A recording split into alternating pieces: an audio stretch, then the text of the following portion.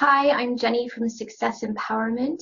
To continue our wonderful week talking with women leaders, I'm here today with Priscilla Cruz, who is the founder of Arc Esprit and also a mindful leadership trainer.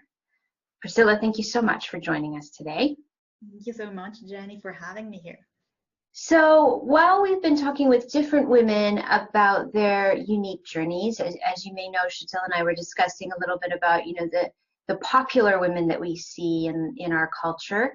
And we wanted to take a little bit of attention away from the popular women and touch on some real women who are living their own truth every day. And we understand that not only are you a business owner and a leader in your community, but you're also an immigrant to Canada, which obviously all of those things are requiring a lot of courage and determination. So can you just tell us a little bit about your story and how you came to be where you are at this stage in your career? Yes, well, I went through, it's a very interesting question you ask because the journey has not been linear at all. So I started this path being an architect and working in an oil and gas company back there in my country. And then I immigrated to Canada as a permanent resident. And when I got here, I got to do what I knew, which was architecture and project management. But ever since I was doing that, I always had the need to do something that was more meaningful for me, more like helping people or going to take care of the human part of the being. As being an architect, I learned a lot about how humans think, about the needs we need in terms of space, in terms of our needs. So after a while of thinking about it and doing some side training, I decided to do this transformation. And so now I have created a company that helps people to find out who they are, to help them achieve their goals. And since I'm also an architect, I am really structured. So I created programs that help people to go get their goals through basically a methodology, which is an architecture. Which is really important. You need a methodology for any change or transformation process. And I think that sometimes, people have this idea that it's just easy. You make a decision and then away you go. But in reality, it does take some structure and some process and some guidance if you're looking to make changes, I think, in your career or in your approach to how you run your business. Of course, yeah. And I guess that, something that resonates with me is you mentioned that when you were thinking about this opportunity to create this company and have this vision, you were thinking about the human side of leadership. And I think that that's a very important part. And as we're talking about International Women's Day, and of course, as I've mentioned before, in Canada, I feel very fortunate to have all of the opportunities that I have and all of the choices that I have. But I also do feel that we're not entirely balanced yet. Probably not anywhere in the world, quite honestly. We're certainly ahead of a lot of places, but we're not entirely balanced yet in the dynamics of the workforce. Do you think that our work cultures can benefit more from having more women in leadership? Or do you think that to bring the more human aspect of it, it's training for all leaders, not just that balance that's required? How do you see it? What an interesting question. So in terms of bringing more women to leadership, is that what you are asking? Do you think that will help the increasing of the human aspect in our work culture, in our corporate cultures? Yes, of course. I don't particularly think that there's a more human aspect within women or men. It's just a different energy that we bring to the table. And so as you know, most of the times we, in order to be leaders, we need to bring up a more energy, like masculine energy, so to speak. Mm-hmm. Because in order to achieve goals and to be focused, women are related to be more emotional.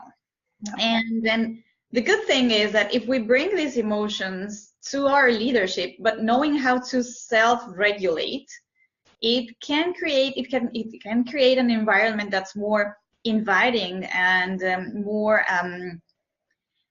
welcoming to new ideas. I think that's the part. So whether you're a woman or a man, it's just thinking about the part where we have all this sensibility and we are all feeling vulnerable at some time. So if we have a space that psychologically safe, where we can express ourselves and we can know that it doesn't matter if we say something that's not going to be maybe something wrong or whatever, what we fear about, when you are within in an environment that's safe, whether it has been created by women or men, it doesn't matter. It's just like where you can feel safe when you are expressing yourself. I think that's what brings up new creativity, new ideas, innovation to any working space. I think you're right, and you make a really good point about that, because we talk quite a bit about diversity of thought in terms of leadership. And I think that to your message, we can't have that safe space for the diversity of thought discussions, to bring new ideas, to be vulnerable, to put yourself out there, until we have that, as you mentioned, you know, that comfortability to be able to share things. Mm-hmm. And so as you're, you know, being able to work and live in different places, and obviously spend a portion of your career in Canada, what do you feel was the biggest, or if there was there anything different than what you expected coming into the workforce and being a leader here, that you weren't expecting coming from Mexico? But not necessarily within the working space, but more the whole experience of integrating to something from scratch. Okay. It's not only integrating, it's just building something from scratch. In my story, I came here by myself. So it's starting from scratch. When I mean, I know I'm repeating myself, but it's really because that's the hard part. So I don't feel that I had any struggles, because I think that, as you mentioned, we are really ahead in a lot of things. So I do feel that this culture is really welcoming. I've heard stories of people who say that they have been struggling, but it has never been my case. So I cannot say but good things about the community where I live and all the people that have been really welcoming all the time. I think that diversity is something that adds up a lot of value to wherever. And I think that it also has to do with being flexible, open-minded, and understanding that despite the fact that we are all different, we're all the same in terms of the needs. We all need to be loved. We all need to be taken care of. We all need to be feeling safe, and we all want to be happy. So I think that just understanding that common humanity has helped me to be able to integrate and to understand the differences. So for me, the hardest part was to find my voice, to find my space, and it was relatively easy to do what I knew, meaning architecture, project management. Yes, it is a different country. Yes, it is a different language, and here I have to speak French, so I speak French. But the thing is the preparation behind everything, right? So nothing happens just like that. You have to prepare. It's a lot of time. All the procedure that I had to do before coming here, it took me a lot of time because I wanted to come with the resources, meaning the language, meaning the diplomas, the things that would allow me to be able to integrate. So I think it's a lot of preparation. Mhm. It's a lot of planning. It's a lot of time, and a lot of being tolerant to uncertainty and to a lot of things. So in my case, it was relatively easy, but because I knew it was going to take time, and I was not expecting to have immediate results. I think that's really brilliant what you mentioned there in terms of being tolerant of the uncertainty. And I think as personally, I experience struggle with that. And it's of course not relating to moving to a brand new country or just starting a new language or anything like that, but that tolerating uncertainty can be such a gift when you think of all the possibilities in front of us, but it also does bring up some, some butterflies and some fear sometimes. So it certainly has to be a balance. And you mentioned that, that for you, sharing your voice and sharing your vision was really important. So when you think about other ladies and other women who are thinking about, should I start a professional career, or should I move to another country, or should I start a business, or should I follow my heart for my career, what would you encourage them to think about when they're starting that process? Well, go for it. Obviously, I would say go for it, and just have a plan.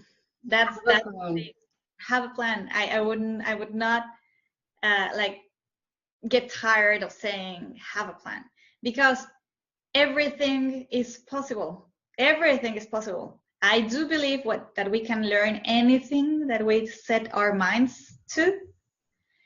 It takes courage. It takes discipline. It takes a lot of anxiety, and so learning how to deal with anxiety, but have a plan. Because when you know what's the next step, when you have a clarity of the vision, and then you have a path, it may not turn out the way you expected it. And most frequently, it doesn't happen. It never turns out the way we expected. But at least you keep moving. The worst thing, I guess, is when we want to do some changes, but we are so scared and so afraid that we start to create inner dialogues that just confirm our fears. And that's the problem. So when you have a plan, you know that there's a next step, and then you don't have to think what to do. You just go do it. Yeah. So it's like, for me, that's why I created my company's name is Architecture of the Self. So in French, c'est Architecture de l'Esprit. And that's it, because you, just like architecture, you plan everything. You have to create the design, and then you create the blueprints, and then you just follow the blueprints when you're constructing, right? So yeah, there are details that are going to be adjusted during the construction process, but mostly you have already thought about everything that could happen, the risks, the consequences, the actions that you need to take. So that's pretty much how I see things, and that's how as I said at the beginning, my methodology to work with people through these processes is let's create the blueprint for what you want to achieve. I think that's brilliant. Myself, so and I know that it works. I think that's brilliant advice, and I think if people take away from this talk that we are having today is that you can tackle those anxieties and those fear of uncertainty once you've got your vision and your plan. And something else that we've talked about in a couple of the other discussions is that you don't have to always have all the answers yourself. Like, it's not a sign of weakness to reach out and get help or get coaching or get training, and collaborate with other people to build the plan that's right for you. Exactly. This has been so great. I really enjoyed our talk today. Thank you so much, Priscilla. Me too. Thank you, Jenny. And a very happy International Women's Day to you. Happy International Women's Day for you too. Thank you. Mm.